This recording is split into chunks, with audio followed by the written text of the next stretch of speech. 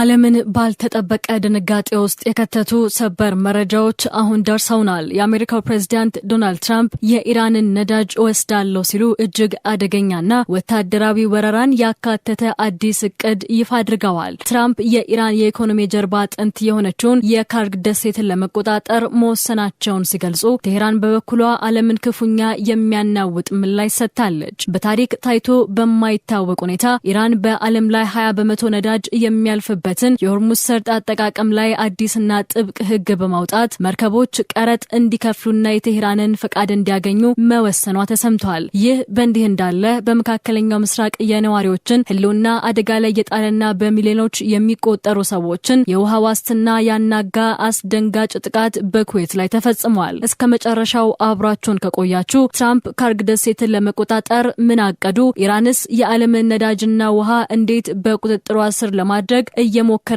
ነው የሚሉትንና ሌሎች ሰበር መረጃዎችን በዝርዝር ተሰማላችሁ። አብራችሁን ቆዩ።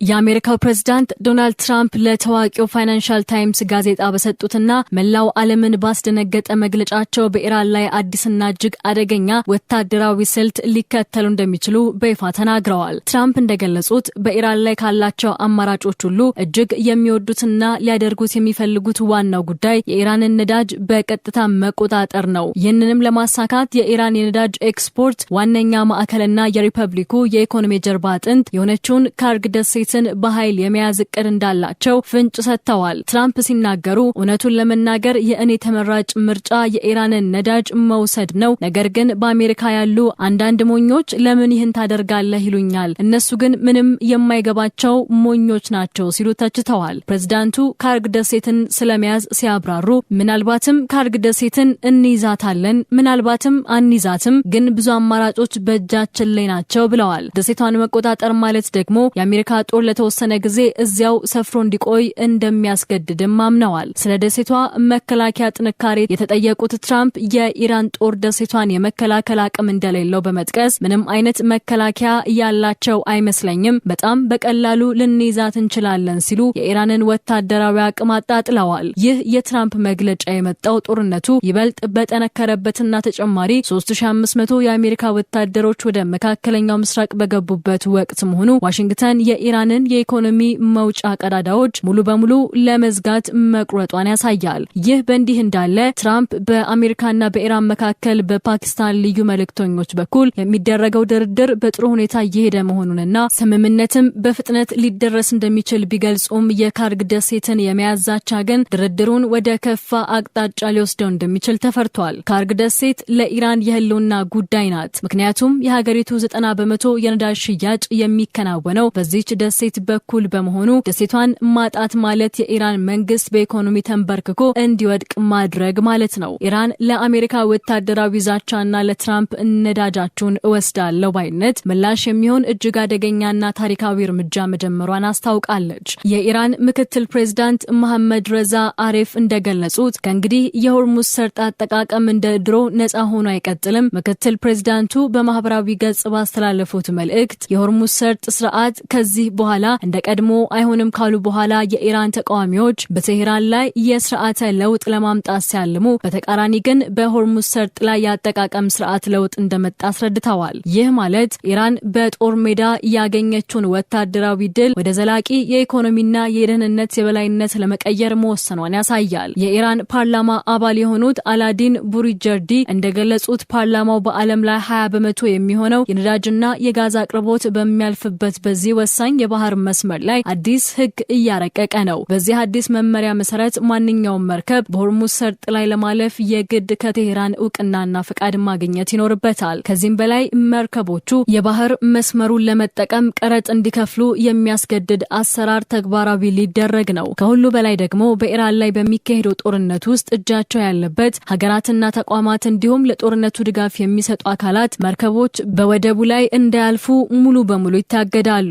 ይህ የኢራን ውሳኔ የዓለምን የነዳጅ ገበያ በእጅጉ የሚያናጋ ሲሆን በተለይ ከኦማን ባህረ ሰላጤ ጋር የሚያገናኘውን ይህንን ጠባብ መስመር የቀረጥ በረንዳ ማድረጓ ለዋሽንግተን ትልቅ ራስ ምታት ሆኗል። ከዚህም በተጨማሪ የፓርላማ አባላቱ ኢራን ከዓለም አቀፉ የኒውክሌር መስፋፋት መከላከያ ስምምነት ሙሉ በሙሉ ልትወጣ እንደምትችል ማስጠንቅቀዋል። ይህ ማለት ኢራን የዓለምን የነዳጅ አቅርቦት እንደ ዲፕሎማሲያዊ መሳሪያ ለመጠቀምና አስፈላጊ ከሆነም ሙሉ በሙሉ ለመቆለፍ መዘጋጀቷን የሚያሳይ ነው። በመካከለኛው ምስራቅ ባለፉት 24 ሰዓታት ውስጥ እጅግ አስደንጋጭና ለቀጠናው ነዋሪዎች የህልውና ስጋት የሆነ ጥቃት ተከስቷል። ኢራን በሀገሯ በሚገኙ የኃይል ማመንጫዎችና የኤሌክትሪክ ተቋማት ላይ የተሰነዘረውና በቴህራንና በካራጅ ከተሞች ከፍተኛ የኃይል መቆራረጥ ላስከተለው ጥቃት ፈጣንና አሰቃቂ አጸፋ ሰጥታለች። በዚህም መሰረት በኩዌት የሚገኘውና ለቀጠናው እጅግ ወሳኝ የሆነ የውሃ ማጣሪያና የጨው ማስወገጃ ተቋም ላይ ከፍተኛ ጥቃት ደርሷል። ይህ ተቋም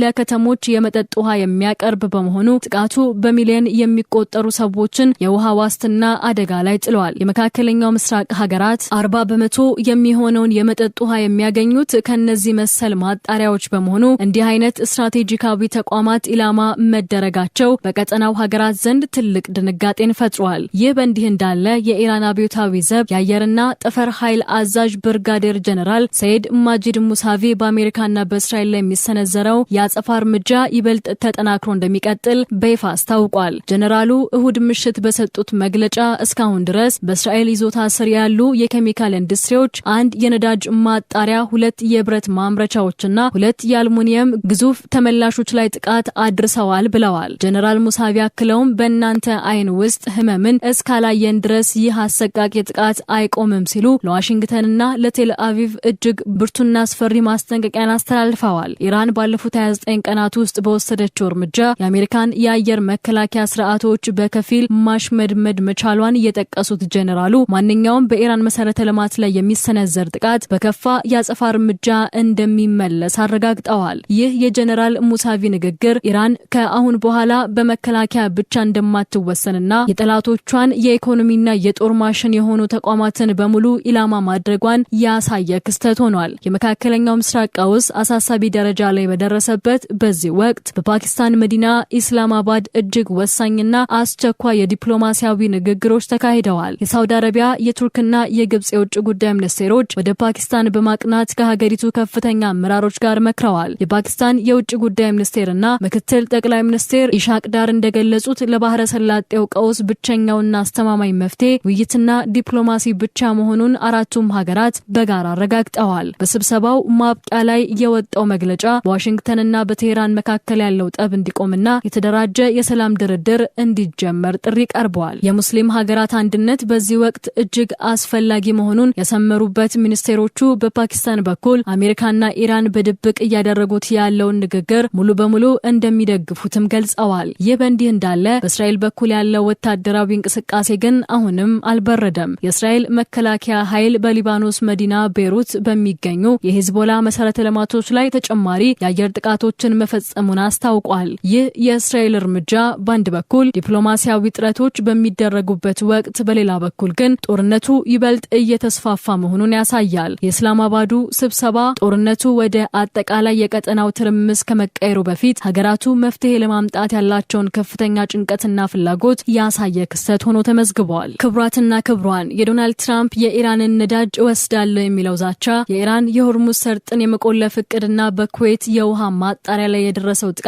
ዓለምን ወደ ከፍተኛ የኢኮኖሚና የደህንነት ስጋት ውስጥ ጥሏታል። የዲፕሎማሲው ጥረት ውጤት ያመጣ ይሆን ወይስ ጦርነቱ የዓለምን ነዳጅና ውሃ እስከ መዝጋት ይደርሳል? የምናይ ይሆናል። ወቅታዊ መረጃዎች እንዳያመልጧችሁ ቻናላችንን ሰብስክራይብ ማድረጋችሁንና የደውል ምልክቷን መጫን አትርሱ። በሌላ ሰበር መረጃ እስከምንገናኝ ሰላም ቆዩን።